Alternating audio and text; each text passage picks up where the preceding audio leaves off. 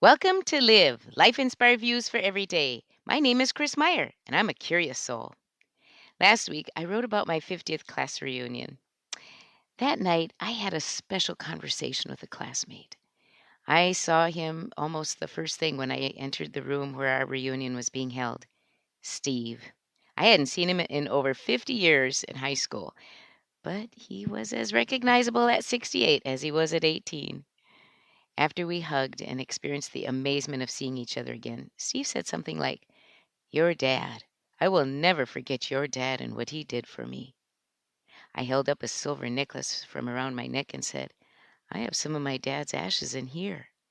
Steve was silent and just took my hand, holding the end of my little necklace, and held it. Then he said, "Let me hold it." He cupped the little metal part holding dad's ashes and, almost closing his eyes, said, "Oh." The Then he told me how much Dad meant to him and how he would go to his office and talk about all the questions that didn't make sense to him in life. You see, my dad was his pastor. He would ask Dad, "How could God allow?" and then give examples of horrible things people have done to each other.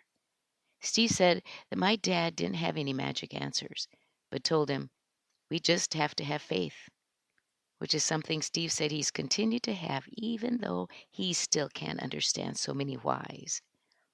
That was one of the most special moments of that evening, to see Steve react in awe as he held the ashes of my dad for a moment. My dad must have been an icon of understanding and acceptance for Steve during his high school years. But that's the way Dad was. In an earlier parish, there was another teenager who Dad got to know really well after he was caught breaking into the church one night. After that guy grew up, he shared with my sister that Dad had never made him feel like a thief, but just listened and showed such unconditional love and acceptance. He never forgot that time in his life. It was life-changing. Richard Rohr says, "Love is the only thing that transforms the human heart." I don't think it's ever a mistake to choose love to restore and rebuild relationships. I randomly wrote in my journal last week, Dad's life so often centered around repairing and restoring broken relationships. After I became a counselor, Dad and I would talk about our mutual love of that role. When I asked him what he did that made him so effective at counseling, he would tip his head a bit, look at me, and say, "Well, when someone came in needing to talk and to heal, I would just say, 'Tell me about it.'" Hmm. I just finished teaching a course on counseling skills for our school counselors. One of the speakers we had for our students was the author and counseling theorist, Dr. Russ Sabella. He told our students something similar to what Dad used to open the hearts of those he helped. Dr. Sabella encouraged our counselors to ask someone, "What happened to you?" instead of, "What's wrong with you?" Look at the difference. "What happened to you?" invites one to explore where the pain started.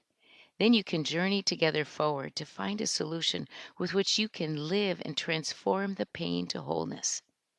Dad could not say no to living his life that way.